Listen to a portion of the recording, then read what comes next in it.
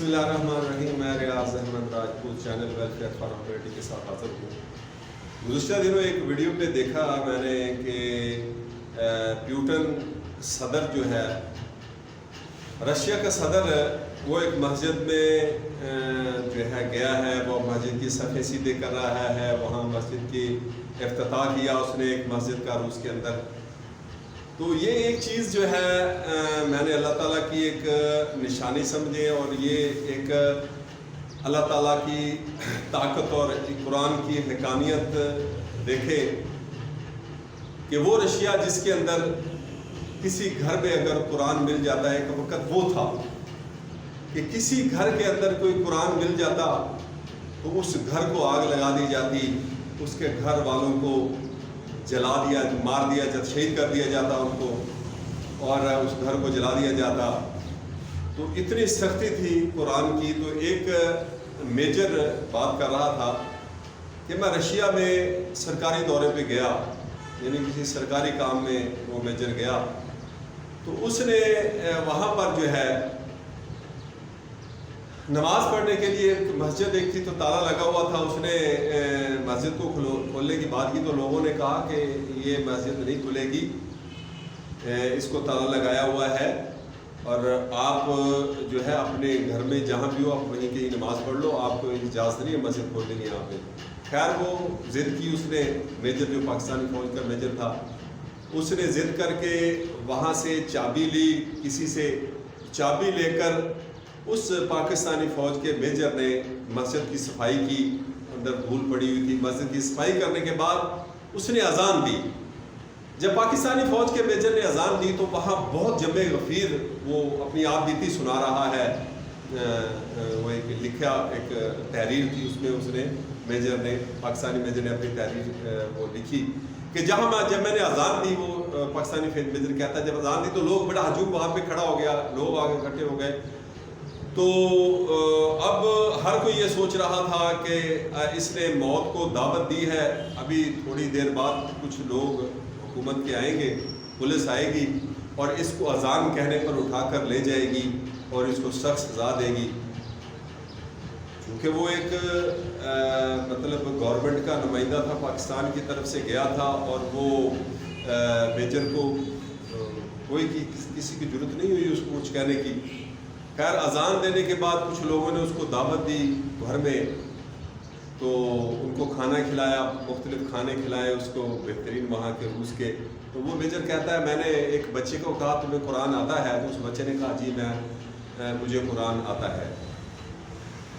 تو اس نے اپنا قرآن کا نسخہ جیب سے نکالا اور جب دیا اس کو تو وہ قرآن نہیں پڑھ رہا تھا بچہ، اسے پڑھنا نہیں آ رہا تھا. تو کہتا تم تو کہہ رہے تھے مجھے پڑھنا آتا ہے، تمہیں قرآن جو ہے وہ پتہ بھی نہیں ہے، یہ پڑھنا نہیں آ رہا ہے اس کو. گھر والوں نے کہا کہ اس کو جو ہے سورۃ فاتحہ سے لے کر سورۃ الناس تک پورا قرآن اس کو حفظ ہے. یہ پڑھ کے نہیں دیکھ سکتا، پڑھ کے دیکھ کر نہیں پڑھ سکتا، لیکن اس کو پورا قرآن حفظ ہے اس لڑکے کو.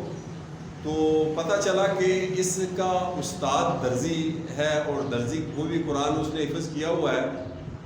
تو یہ قرآن وہاں رکھنے کی اجازت نہیں تھی، لہٰذا سینوں سے دوسرے ایک سینے سے تیسرے سینے تک، یعنی وہاں کئی حافظ تھے قرآن پاک کے، یعنی قرآن وہاں موجود نہیں تھا. یہ قرآن کی ایک معجزہ ہے، قرآن کا ایک حقانیت ہے قرآن کی. تو اکثر لوگوں کو وہاں قرآن جو ہے اس کے اس علاقے میں زبانی یاد تھا، لیکن وہ دیکھ کر نہیں پڑھ سکتے تھے. تو اب وہاں پر پوری دنیا کا عیسائی جو ہے وہ پیوٹن کے خلاف کھڑے ہو گئے ہیں. اب اس کو اور کچھ راستہ نظر نہیں آ رہا. تو وہ مسلمانوں کو کہ اگر میں پہلے بھی روس سپر پاور بنا تھا تو مسلمانوں کے ذریعے ہی بنا تھا، ان کو بڑے طریقے سے ترقی کا اور ان کے مختلف ذریعے سے ان کو ساتھ ملا کر اس نے سپر پاور بن گیا تھا. تو اب وہ مسجدوں میں جا کر وہاں وہی قرآن کا جو ہے وہ پکڑ رہا ہے، اور قرآن کا پھر وہ وَاعْتَصِمُوا بِحَبْلِ اللَّهِ جَمِيعًا وَلَا تَفَرَّقُوا. اس آیت کا وہ ترجمہ کرتا ہے. تو یہ چیز جو ہے اب ہمارے ہاں، میں اس پہ ایک تبصرہ کرنا چاہ رہا تھا. جو سارا معاملہ ہے کہ اللہ کرے ہمارے کسی مبلغ کو، ہمارے کسی لیڈر کو یہ توفیق ہو جائے، وہ مبلغ، وہ عالم، اگر ہمارا کوئی دیکھیں وہ ایک حکمران ہے اور ہمارے پاس کوئی عالم حکمران نہیں ہے، ماں سوائے افغانستان کے ہمارے پاس کوئی عالم. انگریزی اہل علم تک، انگریزی تو ایک ہنر ہے، انگریزی پڑھ لینا، زبانیں سیکھ لینا یہ ایک ہنر ہے. علم جو ہے اللہ تعالیٰ کی طرف جو وحی اتاری گئی ہے، اللہ نے جس کو علم کہا ہے وہ قرآن اور حدیث کا علم ہے. اور اس علوم سے جو ہے وہ پھر جب سینہ کھلتا ہے تو پھر سارے علوم اللہ تعالیٰ اس میں کھول دیتا ہے. تو یہ چیزیں جو ہے اب کوئی جائے تو اس کو کہے کہ عرب جب نبی صلی اللہ علیہ وسلم اسلام کے ساتھ آئے تو عربوں کا پوری دنیا پہ چھا جانا جو ہے وہ اسلام کی وجہ سے تھا، اور اللہ نے ان کو فتح دی تھی. ان کے بڑے بڑے نامور اسلام کے فاتح گزرے ہیں، اللہ نے مدد دی ہے. تو آج کے حکمران ہمارے اگر یہ بھی صرف دکھاوے کی نماز جو ہے وہ عید کے موقع پر پڑھنے چلے جاتے ہیں، اور وہاں بھی عید کی نماز میں بھی ایسی وہ غلطیاں دکھا رہے ہوتے ہیں کہ جن کو نماز نہیں پڑھنا آتی. تو یہ تو سارے حکمران جو ہے اسلامی مالک ہے، حکمران بھی ایسے ہیں. تو یہ اس طرح نہیں ہے صفے سیدھی کرنے سے، مسجد میں جانے سے کبھی کبھار، بلکہ ایک سسٹم ہے جو اللہ کی فتح اور مدد کو، نصرت کو دیتا ہے. وہ ایک سسٹم ہے، وہ قرآن اور حدیث کا اور اللہ کا ایک نظام ہے. اس نظام کو جب ہم پکڑتے ہیں تو پھر میدانوں میں فتح ملتی ہے. مسجدوں میں جانے سے ٹیوٹر صاحب فتح نہیں ملتی. جو ہمارے پوری دنیا میں حکمران ذلیل ہو رہے ہیں، ذلیل و خوار ہو رہے ہیں. ان کو اگر یہ امریکہ کے کبھی قدموں میں جا کے گرتے ہیں، کبھی کسی کے قدموں میں گرتے ہیں، اور اس کو ان کا اپنا نظام ان کو چلانے کے لیے دوسروں کے آگے ہاتھ جوڑنے پڑتے ہیں، اور جو ہے وہ اپنا نظام یہ حکمران نہیں لا سکتے.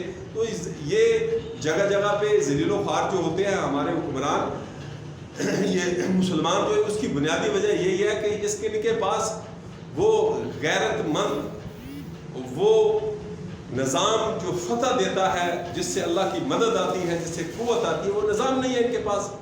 تو آپ اگر فتح لینا چاہتے ہیں امریکہ کے اوپر، یورپ کے اوپر، یوکرائن کے اوپر، تو پیوٹر صاحب آپ بھی کلمہ پڑھ لیں اور پورا نظام اپنے روس کے اندر وہ لے آئیں، تو پھر مدد ملے گی. پھر آپ یوکرائن پر بھی فاتح ہو جائے گے، یورپ پورے پر بھی فاتح ہو جائے گا، امریکہ پر بھی فاتح ہو جاؤ گے. ہمارے پاس کوئی ایسا لیڈر نہیں ہے جو اس کو رہنمائی کر سکے.